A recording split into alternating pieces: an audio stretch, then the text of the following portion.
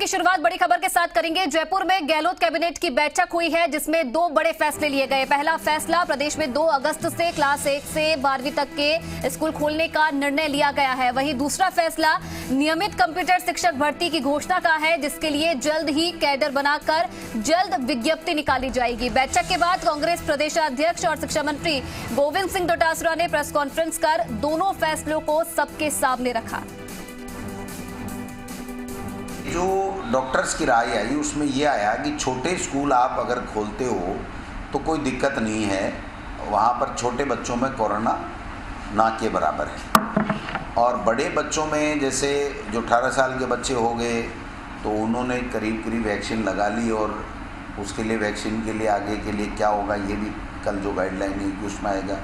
Coaching वाले जो बड़े हैं बच्चे हैं उन्होंने भी तकरीबन वैक्सीन लगा ली, और फिर भी वैक्सीन लगाने के लिए भी कोई न कोई गाइडलाइन में बात आएगी। लेकिन शिक्षकों ने तकरीबन जो है वो वैक्सीन लगा ली। तो ऐसे में पता नहीं सितंबर अक्टूबर की कोई कह रहा है दोबारा तीसरी वेव आ सकती है, नहीं भी आए तो माननीय मुख्यमंत्री जी के सामने विभाग का हमारा ये प्रस्ताव था कि क्यों नहीं हम अभी एक बार स्कूल खोल लें, महीने 2 महीने देख लें। अगर कोरोना वापस आता है, फैलता है, तो हम लोग वापस इसके ऊपर पुनर्विचार कर लेंगे। लेकिन 2 साल हो गए, बच्चों की पढ़ाई में दिक्कत आ रही है, अभिभावक भी परेशान हैं। गांव में जो दलित है, गरीब है, छोटे व्यापारी हैं, मजदूर हैं, उनके जो बच्चे हैं वो किसी तरीके का उनके पास ऑनलाइन पढ़ाई का ज़रिया नहीं है। तो ऐसे में उनके साथ में अन्याय हो रहा है। जो बड़ी स्कूलें हैं, शहर में हैं, बड़े शहरों में हैं, उनमें ऑनलाइन की फिर भी व्यवस्था हो जाती है, लेकिन ग्रामीण परिवेश के जो पिछड़े हुए गरीब तबके के लोग हैं उनके बच्चों की पढ़ाई बिल्कुल 2 साल से बाधित हो रही है।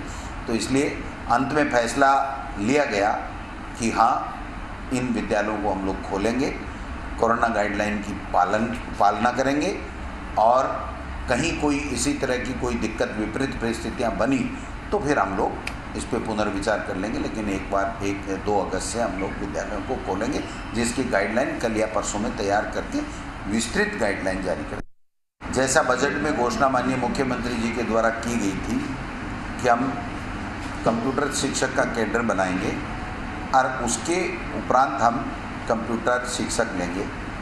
लेकिन चूँकि शिक्षक शब्द आते ही हमारी जो कानून है, अनिवार्य शिक्षा बाल अधिकारिता कानून है, उसकी दिक्कत आती है। जो अनुदेशक के लिए एक कैडर का निर्माण किया गया था, और उस कैडर में संविदा के आधार पर भर्ती लेकर के और उसको उनको नियमित करने के लिए वित्त विभाग से स्वीकृति प्राप्त कर ली थी। लेकिन चूँकि कुछ जो अभ्यर्थी थे उनके शंकाएं थी कि कल को संविदा पे लेने के बाद में उनको 2 साल बाद में या 3 साल बाद में उनको स्थायी नहीं किया जाएगा, तो हमने माननीय मुख्यमंत्री महोदय से आग्रह किया कि हम लोग शिक्षित बेरोजगारों को नौकरी देने के लिए पूरी तरीके से कृत संकल्पित हैं। और राजस्थान की सरकार ने जो 3rd ग्रेड हो चाहे भर्तियां जो अटक गई थी उनको भी निकाला, फिर 2nd ग्रेड की भर्ती भी की है, व्याख्याता भी की भर्ती भी की है, हेडमास्टर की भी भर्ती की है,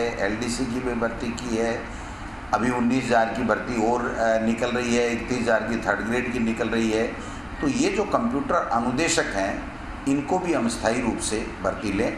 तो माननीय मुख्यमंत्री जी का आभार कि उन्होंने हमारे विभाग के हमारे प्रस्ताव को उन्होंने माना, और ये आज कैबिनेट में तय किया गया है कि जो कंप्यूटर अनुदेशक हमारे जो भर्ती होगी वो स्थायी भर्ती होगी। जैसे अन्य भर्तियां होती हैं उसी तरीके से हम लोग इनकी करेंगे। तो जल्दी इसके जो है वो कैडर का निर्माण और सारी चीज़ें करके और हम लोग जल्दी विज्ञप्ति निकालेंगे सिलेबस आदि तय करने को।